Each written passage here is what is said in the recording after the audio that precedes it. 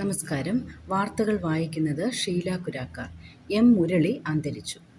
S കൃതികയ്ക്ക് Chembai പുരസ്കാരം.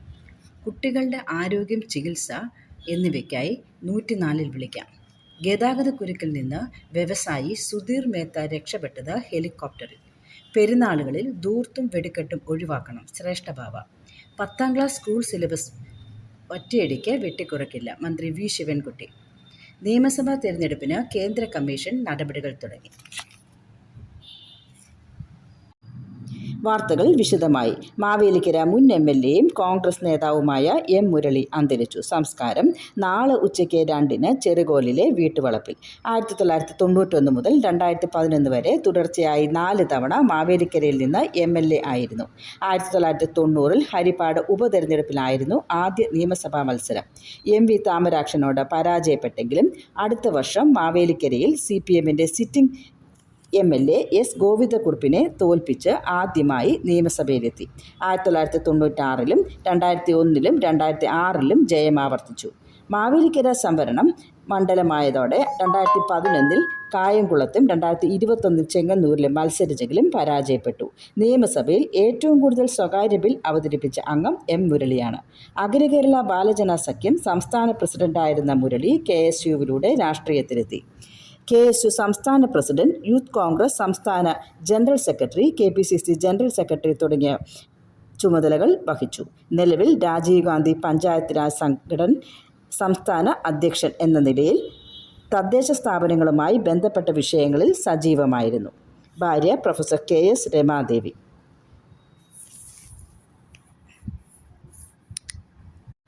കേരളീയരായ യുവ കർണാടക സംഗീതജ്ഞർക്ക് നൽകുന്ന ചെമ്പൈ പുരസ്കാരത്തിന് 25,000 രൂപ എസ് കൃതിക അർഹയായി. വയലിനിൽ ആദർശ് അജയ്കുമാറും, മൃദംഗത്തിൽ N അനിരുദ്ധ് രാജും, വീണയിൽ നിഷ പൊന്നിയും, ഘടത്തിൽ HL അഭിഷേകും 10,000 രൂപ വീതം പുരസ്കാരത്തിന് അർഹരായി. സാംസ്കാരിക വകുപ്പിന്റെ സഹകരണത്തോടെ ചെമ്പൈ ട്രസ്റ്റ് നൽകുന്ന പുരസ്കാരങ്ങൾ 16-ന് ശ്രീവിരാഹം ചെമ്പൈ ഹാളിൽ നടക്കുന്ന ചടങ്ങിൽ സമ്മാനിക്കും. തുടർന്ന് അവാർഡ് ജേതാക്കളുടെ സംഗീത കച്ചേരി നടക്കും. കുട്ടികളുടെ ആരോഗ്യം, ചികിത്സ തുടങ്ങിയവയിലെ സംശയം തീർക്കാനും പദ്ധതികൾ അറിയാനും ടോൾ ഫ്രീ നമ്പറായ 104-ൽ വിളിക്കാം. ആരോഗ്യവകുപ്പിന്റെ ഹെൽപ്പ് ലൈൻ സംവിധാനമായ ദിശയുടെ ഭാഗമാണിത്. സൗജന്യ ഹൃദ്രോഗ ചികിത്സ, മജ്ജ മാറ്റിവെക്കൽ സർജറി, സ്കോളിയോസിസ് സർജറി, ശ്രുതി തരംഗം, അപൂർവരോഗ ചികിത്സയ്ക്കുള്ള പദ്ധതിയായ കെയർ എന്നിവ നടപ്പാക്കി. സ്കൂൾ ആരോഗ്യ പരിപാടി അക്ഷരം ആരോഗ്യം ഇന്ന് 11-ന് വഴുതക്കാട് കോട്ടൺ ഹിൽ സ്കൂളിൽ മന്ത്രി വീണ ജോർജ് ഉദ്ഘാടനം ചെയ്യും.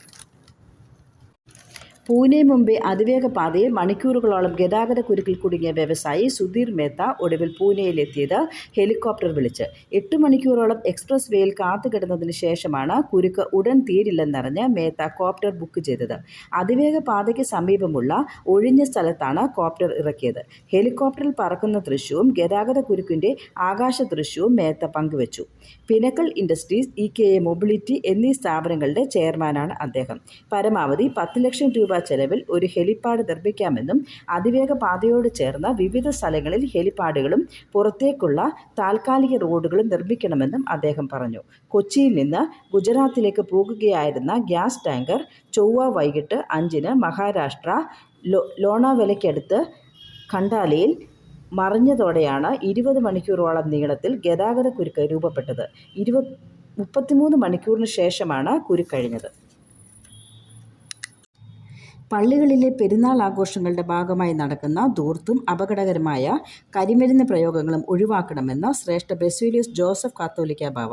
നീറാമുകൾ saint Peter's and saint Paul's Yakobaya Suriyani കത്തീഡ്രലിലെ പ്രധാന പെരുന്നാൾ ദിനത്തിൽ അനുഗ്രഹ പ്രഭാഷണം നടത്തുകയായിരുന്നു ബാവ.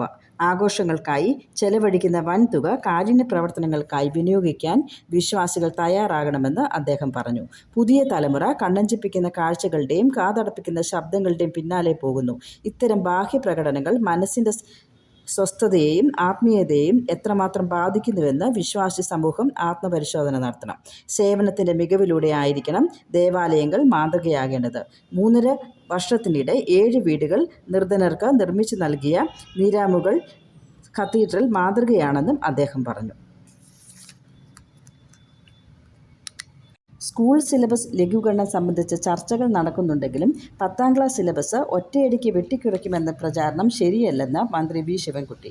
വിലയിരുത്തലുകൾ പരിശോധിച്ച ശേഷം കുട്ടികളുടെ താൽപ്പര്യം മുൻനിർത്തി മാത്രമേ അന്തിമ തീരുമാനമെടുക്കൂ.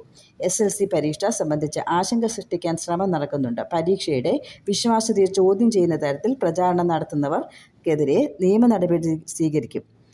കഴിഞ്ഞ വർഷം പരീക്ഷയുടെ ചോദ്യപേപ്പർ ചോർത്തിയ കേസിൽ പ്രതിയായ കോഴിക്കോട്ടെ ട്യൂഷൻ സെന്റർ നടത്തിപ്പുകാരടക്കം ഇപ്പോഴും ഇത്തരത്തിൽ വ്യാജ പ്രചാരണം നടത്തുന്നത് ശ്രദ്ധയിൽപ്പെട്ടിട്ടുണ്ട്. പുതിയ പാഠ്യപദ്ധതി അനുസരിച്ച് പരീക്ഷയിലും പരിഷ്കാരങ്ങൾ വരുത്തിയിട്ടുണ്ട്.